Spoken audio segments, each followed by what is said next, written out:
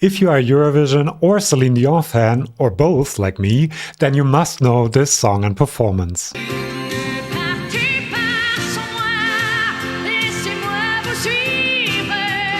Celine is one of the biggest stars to ever win the Eurovision Song Contest. But how can a Canadian represent Switzerland? Yeah. We'll get to that and also look at Eurovision's impact on Celine's career, her relationship with her manager and later husband, René Angelil, some fun facts, and also that really exciting voting sequence. When Celine stepped onto the Eurovision stage in 1988, she was only 20, but had already spent 6 years of her life as a very successful singer in the French-speaking part of the world, especially her native Canada, and there particularly in the French-speaking province of Quebec. Her 8 French albums had sold tons in Quebec and even received several gold and platinum certifications there. She had also had some success in France and was the first French-Canadian to receive a gold disc in the country for her song D'amour ou d'amitié. So people knew about her in France and arguably also the French-speaking part of Switzerland, which will be important in a second. But the rest of Europe had never heard of her up to that point. Celine's dream had always been to become an international star. My dream is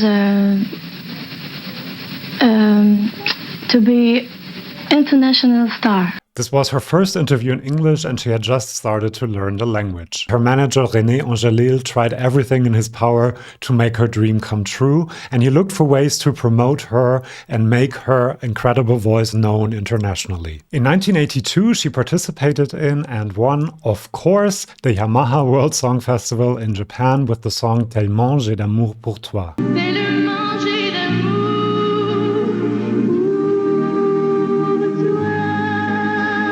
So she wasn't a complete newbie when it came to song contests. Then in 1988, Angelil was contacted by Nella Martinetti and Attila Sereftuk, the team behind the 1986 Eurovision entry from Switzerland, Pas pour moi, by Daniela Simmons, which had managed to come second.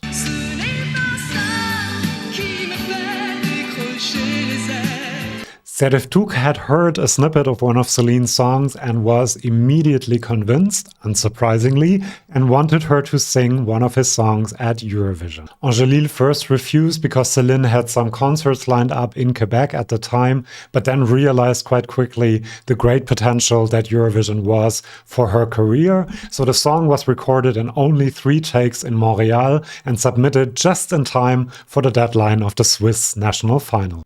At the press conference after winning, Celine admitted that she had never actually watched Eurovision. Had you ever seen the Eurovision Song Contest before?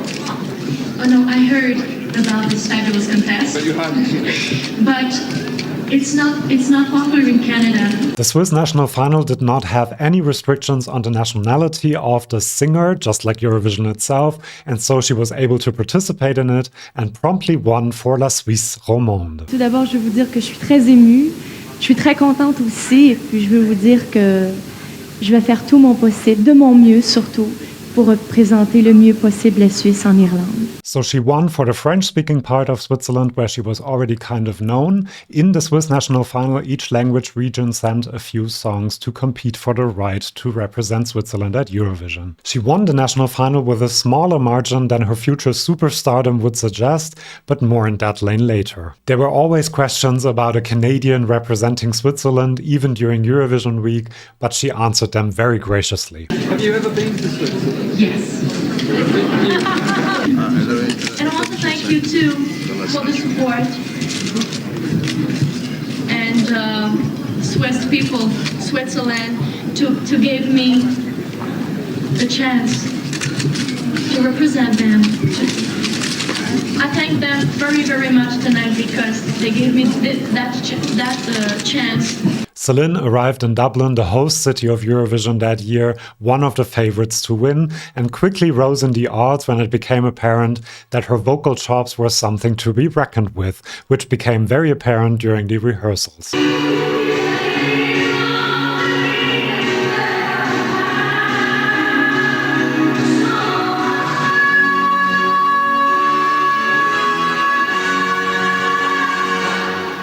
Her status as a favorite convinced her manager, who always had a bit of a streak for gambling, to put a lot of money on her at the bookies, adding to the pressure. At a press conference in Quebec, she compared herself to a racehorse. Sur les choix de l'Eurovision, J'étais comme un cheval. comme sur les chevaux. Oh, Celine. So the competition and the pressure were on. Tout le monde me disait, tout le monde qui m'entourait, puis même les gens des autres pays me disaient « C'est sûr tu vas gagner, c'est sûr tu vas gagner ». Puis là, tout le monde me disait ça, puis plus qu'ils me disaient ça, plus j'étais nerveuse parce que bon, j'aime pas ça que quelqu'un me dise ça, que je vais gagner, puis c'est pas fait encore, on sait jamais ce qui peut arriver. Notable rivals included Danish band Hot Eyes,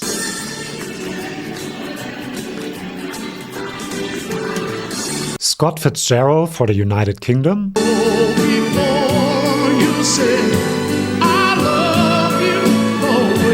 and Lara Fabian representing Luxembourg.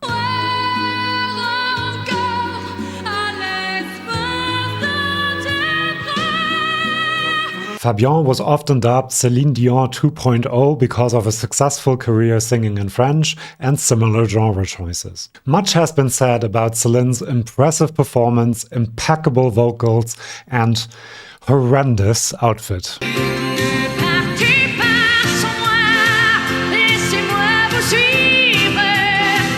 A Swiss newspaper noted that she clearly had not won because of that outfit.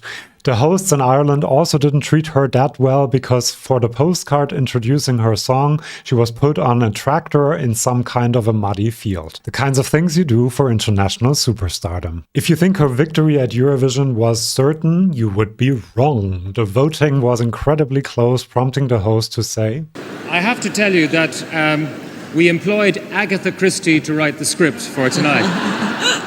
Switzerland and the UK were in a head-to-head race for most of the voting. France gave Celine, who had been a star there, only 1 point, by the way. Suisse, 1 point.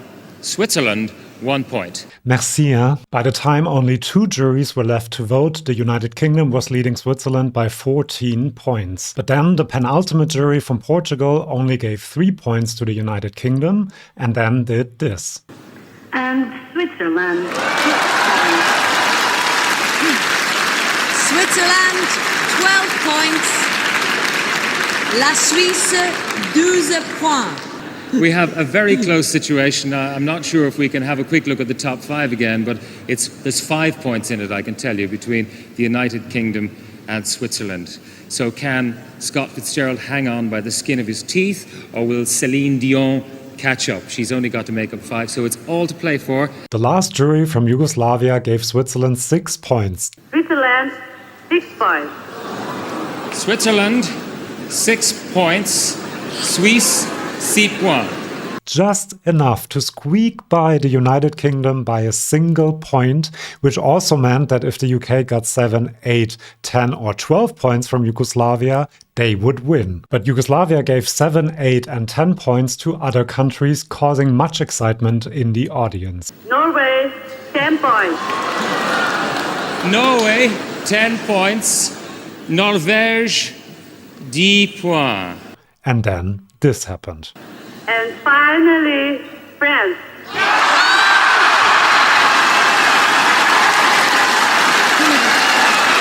And finally, 12 points went to France, and Celine had won Eurovision by a single point. artist forward. This is Céline Dion. As you may remember, a wonderful chanteuse. Congratulations. Thank you. The win would be more important for her personal life than for her career. According to her autobiography, she kissed her manager and future husband René Angelil for the first time that night. Unfortunately, the win didn't have a direct impact on her career, even though it certainly didn't hurt. The song charted 11th in Switzerland, 36th in France, but also 1st in Belgium and 3rd in the Netherlands. And even though she recorded a German version of the song called Hand in Hand,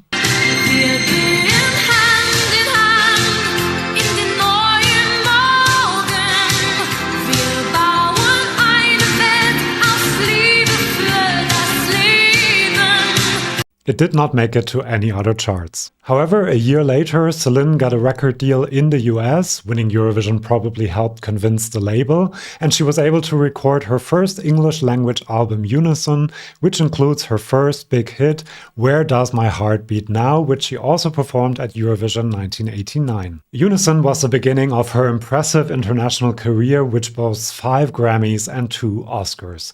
The French-language album Deux is the best-selling French album of all time. And her English language albums Falling Into You and Let's Talk About Love, which includes her biggest hit, My Heart Will Go On, the theme of the movie Titanic, sold over 30 million copies each, which means they are among the most successful albums in music history. And Celine herself is among the most successful artists in music history, with 200 to 250 million albums sold. Her biggest hit, My Heart Will Go On, was recorded by other Eurovision winners. Vicky Leandros recorded it in German and Sandra Kim recorded it in Flemish. There are often rumors that she does not want to be associated with Eurovision anymore, but for Eurovision 1997, at the height of her career no less, she recorded this lovely message. Hello everybody. Well, I just have so much great memories about 1988 Eurovision.